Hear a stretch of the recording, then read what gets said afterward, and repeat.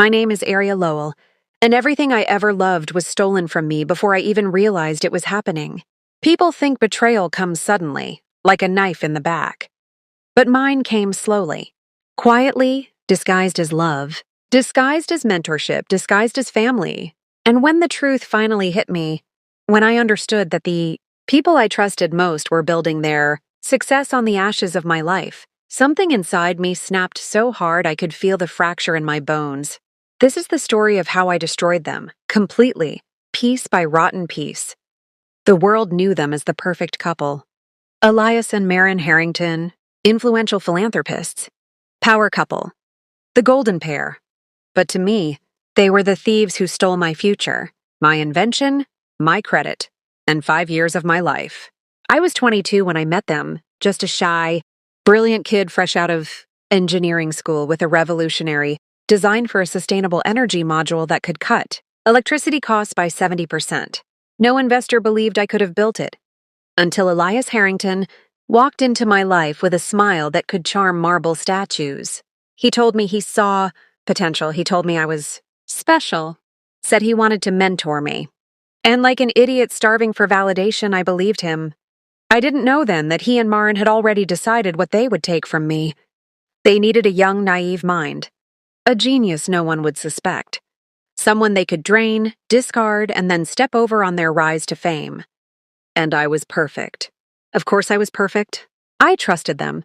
I spent years in their home labs, developing my tech, refining it, testing it, building prototypes, attending conferences they claimed I wasn't ready to speak at. They always said, "We're doing this together." They always said, "Patience, Aria. Your time will come." They always said, "We're your family now." Family. The word tastes bitter now. I didn't know they were filing patents under their names.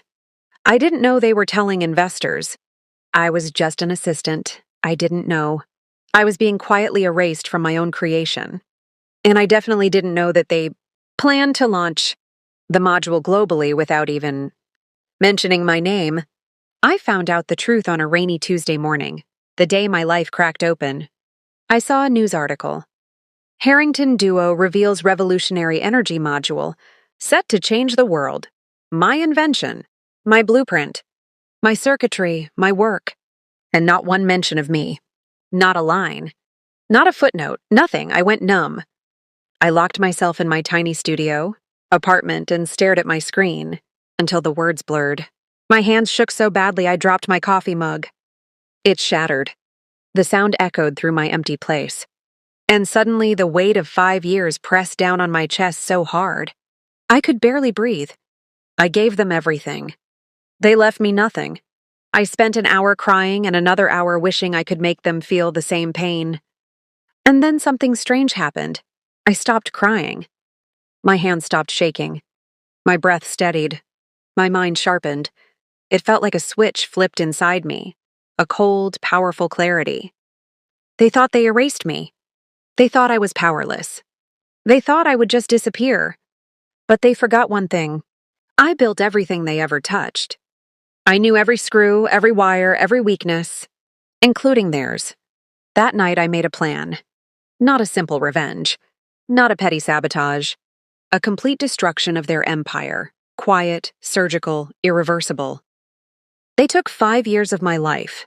I would take everything they built on top of those years. I started with the Harrington Foundation Gala, the biggest event of the year. Investors, celebrities, politicians, all attending to celebrate the innovation the Harringtons were launching globally. Tickets were impossible to get. For normal people, for me, impossible was irrelevant. I hacked into their guest list system using outdated security protocols. Elias always ignored whenever I suggested upgrades. I slipped my name into the list as Dr. A. Lowenstein, an international researcher they were desperate to impress. Then I used a deepfake voice tool to confirm my attendance through their personal assistant. They bought it instantly. It was the first satisfying moment I'd felt in months. The night of the gala arrived. Their ballroom glowed with gold lights, crystal chandeliers, and a sense of nauseating triumph. Guests sipped champagne. Cameras flashed. Everyone praised Elias and Maren like they were gods descending from Olympus. I walked in wearing a simple black dress and a mask. No one recognized me. Why would they? They never paid attention to me unless I was working. I observed them from across the room, Elias, shaking hands with billionaires, flashing that polished smile. Maren elegantly posing for photos, wearing a diamond necklace that could fund an entire college tuition. And then they unveiled it, the module, my module. Except they had repainted it silver and stamped the Harrington logo on it. The audacity was almost beautiful. But here's the thing, they didn't know I'd implemented a hidden failsafe in the prototype years ago. A diagnostic code, a vulnerability only I could trigger, something harmless during development, but catastrophic if activated, at the wrong moment, or the right moment. They were about to demonstrate it live. The universe was handing me revenge on a silver platter. I waited for the exact second Elias began the speech. This invention will redefine energy as we know it. I pressed a hidden switch on my bracelet, a transmitter I built myself. The module flickered. Lights on the panel began flashing red. Sparks burst. Guests gasped. The power in the ballroom surged, then blacked out completely. Screams filled the room. Fire alarms blared. Cameras toppled. In the pitch darkness, the Harringtons' perfect world cracked. When the backup generators restored power, smoke curled from the module. Screens showed error codes and every news. Camera in the room had captured the failure. Their million-dollar unveiling had just become a global humiliation. I stood in the crowd, heart steady. This was step one. As security scrambled, Elias yelled at technicians. Maren tried to salvage PR, and investors whispered in horror. I slipped out quietly. The next morning, headlines exploded. Harrington energy collapse? Safety concerns shake tech launch. Is the module faulty? Sponsors panicked. Pre-orders froze. Stock plummeted. But I wasn't finished. No, not even close. Humiliation was just the appetizer. I had a full course of ruin planned. I spent the next 2 weeks preparing Phase 2 exposure. I gathered proof, emails showing they blocked me from meetings, drafts of my blueprints, timelines, messages where they manipulated me, recordings from security cameras, timestamps from development logs, deleted files I recovered using forensic tools. I created a digital archive so airtight no one could question its authenticity. Then I sent it anonymously to every tech journalist, every investor, and most importantly, Elias's biggest rival, Dr. Rowan Pierce. Rowan hated the Harringtons, and he loved two things: destroying competitors and uplifting underdogs. When he saw my documentation, he called it the biggest intellectual theft scandal of the decade. Within 24 hours, global news outlets released massive exposés. Young engineer erased from her own. Invention? Harringtons? Accused of exploiting prodigy for profit. Whistleblower? Evidence suggests fraud. The kata. Internet erupted. The Harringtons denied it. They cried on interviews.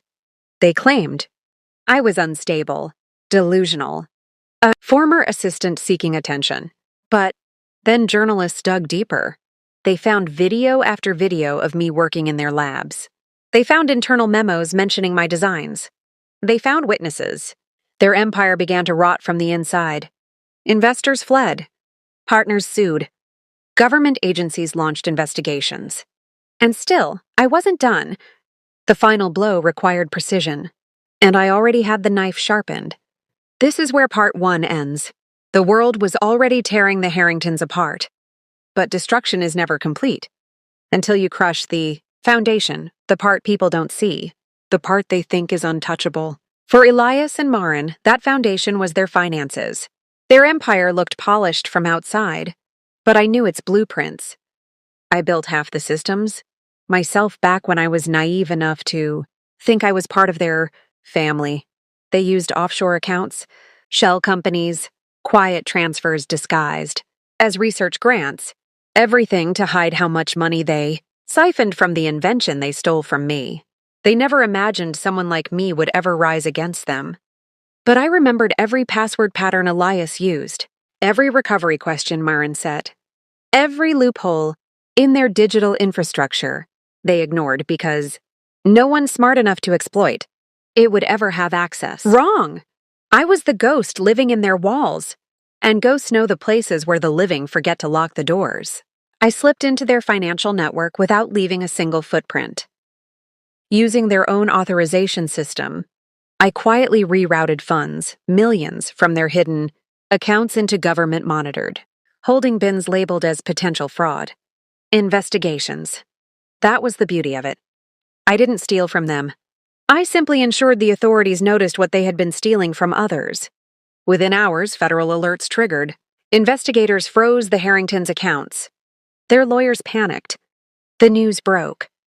Financial fraud evidence. Found in Harrington. Records. Massive illegal transfers. Detected. Energy moguls under full audit. Aliases. Public meltdown.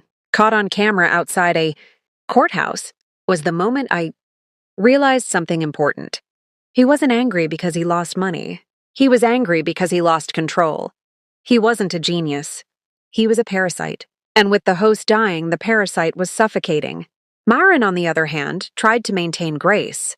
She gave calm interviews, smiled politely, pretended innocence.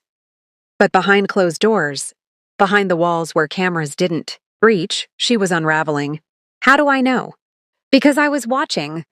There were still cameras in the Harrington home system that they never bothered to update after I installed them years ago.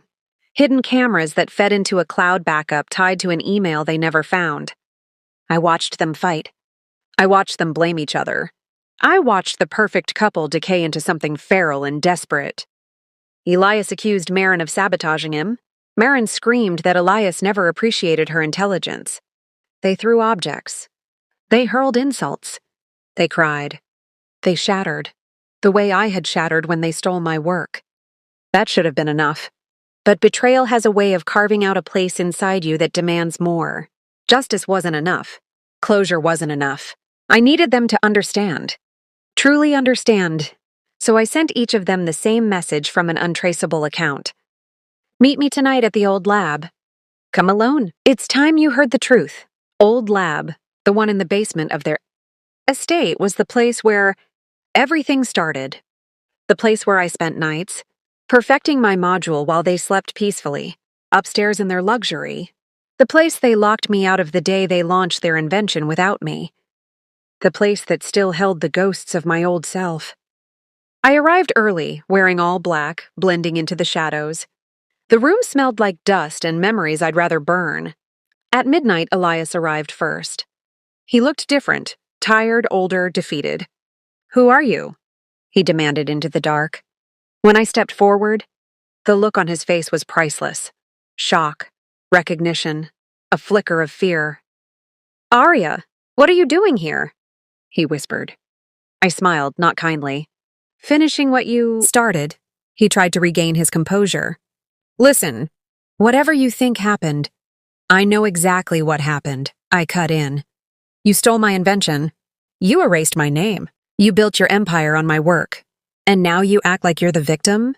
Elias clenched his jaw. "You didn't understand the business side. You weren't ready. We protected you. You used me," I said quietly. "And you thought I'd never fight back." He stepped closer, lowering his voice. "Look, Aria, let's talk. I can help you. I can bring you back into the team. You can still share credit." The desperation in his voice was almost pathetic. "Share credit for something that is already publicly proven to be mine?" I asked. "No, Elias, that time is over." Before he could speak again, the door opened. Marin stepped inside, eyes wide when she saw us. "Aria?" she breathed. Why would you call us here?" "I didn't call you," I said. "I called him." "You tricked us," Elias hissed at her. "No," I corrected. "I showed you who you truly are." They fell into accusations again, yelling across the room, breaking into the same toxic cycle I'd watched through the cameras. I let them fight, let their words bleed into the cold metal walls, because the truth is, they weren't fighting about me. They were fighting about the empire collapsing around them. When they finally stopped, panting, exhausted, I spoke. "You know what the world sees now? Two thieves losing everything. And the best part? I stepped forward. I didn't destroy you. They looked confused. You destroyed yourselves. Silence stretched between us, heavy, raw, then Marin's face twisted with sudden fury. You won't get away with this, she spat. We'll rebuild. We always rebuild. Not this time, I said. Because this time, every blueprint, every patent, every piece of evidence shows that the invention is mine, and the world believes it now. You have nothing left to rebuild with. Elias lunged toward me, maybe out of anger, maybe desperation, but I stepped back and hit the switch on my bracelet. The lights flickered. The old lab's security doors slammed shut. They were locked in, with me. What are you doing? Elias shouted. Ending this, I said. Once and for all. I didn't hurt them physically. Revenge isn't violence. Revenge is truth with a blade's edge. I activated the projector. A hologram lit up the room. Every clip, every saved file, every recording of them belittling me, exploiting me, taking credit for my work. Footage of Marin telling reporters I was just an assistant. Footage of Elias deleting my name from a patent file. Their own words. Their own crimes. And I made them watch. For 30 minutes, the room was filled with their betrayal played back at them with surgical precision. Marin sobbed. Elias sank against the wall, face pale. When the last clip ended, I stepped towards them. This is who you are, I said. And this is what the world will know forever. I unlocked the door. We're done. I walked out without looking back. Their cries echoed behind me, not cries of fear, but of realization. The perfect Harringtons were over, completely. Within a month, their foundation dissolved. Their investors sued them, their assets were seized, and they became a cautionary tale in every business school. Meanwhile, I was invited to speak at global conferences. My invention launched under my name alone. My career soared. But more importantly, I reclaimed my identity. Not the girl they manipulated. Not the genius they tried to erase. But the woman who took back her power with precision. People often ask if I regret destroying them. I don't. Because you can't destroy something already rotting. You just expose it to the light and let it collapse. They ended my life once. I simply ended their illusion.